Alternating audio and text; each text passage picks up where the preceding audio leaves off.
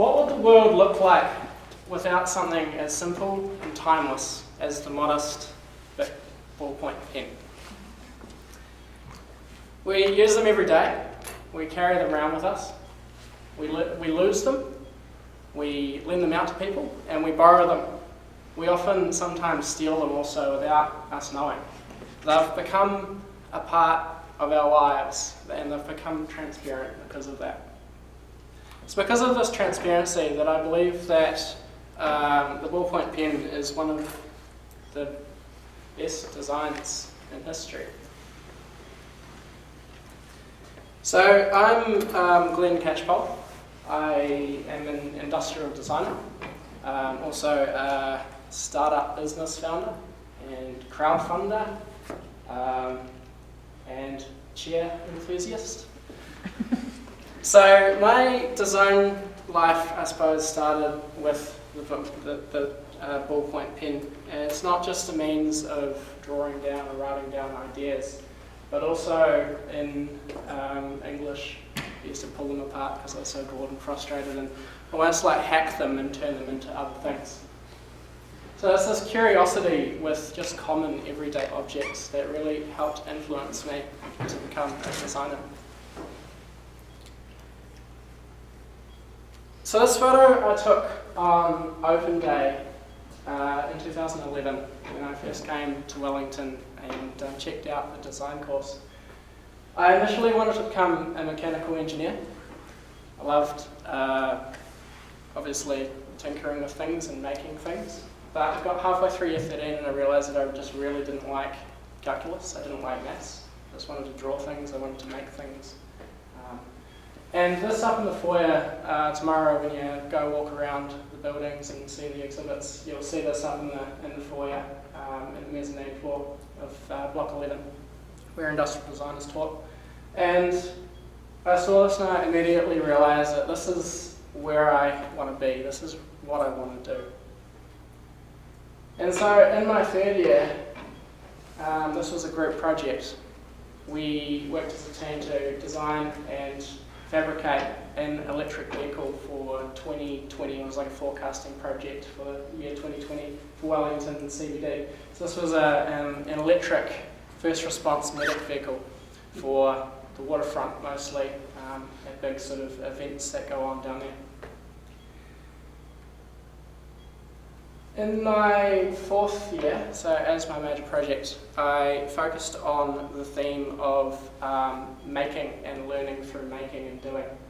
So I crafted this kit set, cardboard soapbox racer, targeted at children who are growing up as digital natives in order for them to experience real-world making skills that are relevant to real life.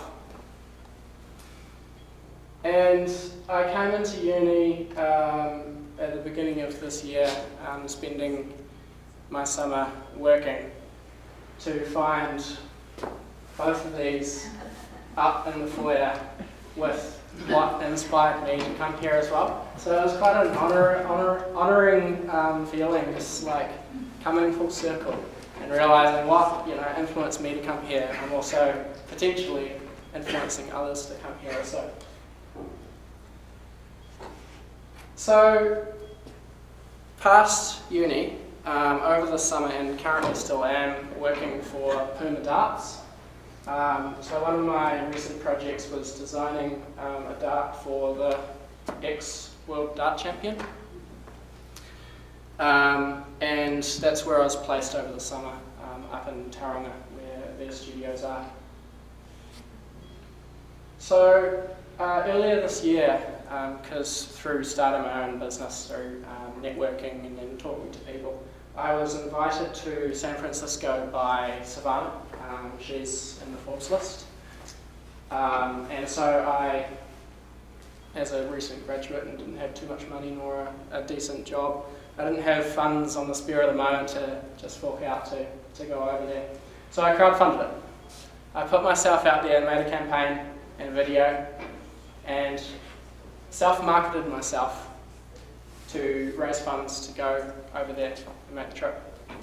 So Savannah took me to Stanford University, Stanford D School, Autodesk, tech labs, just all of these design studios and design related businesses, IDEO, in the heart of the Silicon Valley. I was bumping shoulders with some of the big CEOs of Google and Apple and all of these people through Who Networks.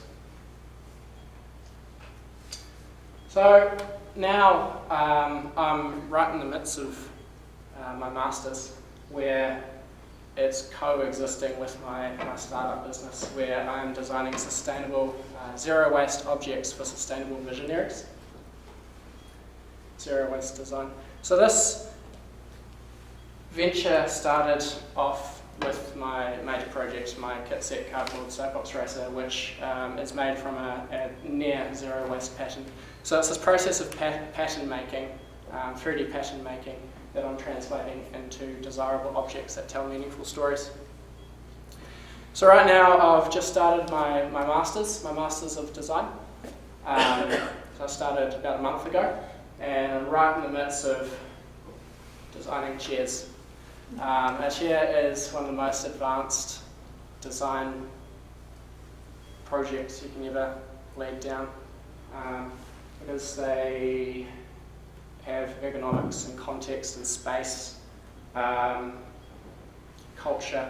There's a whole bunch of overhanging ideas and philosophies around the idea of what a chair is. And again, that's something that is so transparent within our lives that the simplicity and the transparency is one of the most difficult things to design for. So what I'd like to say to you guys is, don't be the big ballpoint pen. Don't be transparent. Be yourselves. And even if it isn't design that you want to go into, do something that you're going to love. Do something that will make the career rather than make a job. Go into a career rather than trying to go into a job. Sweet, thank you.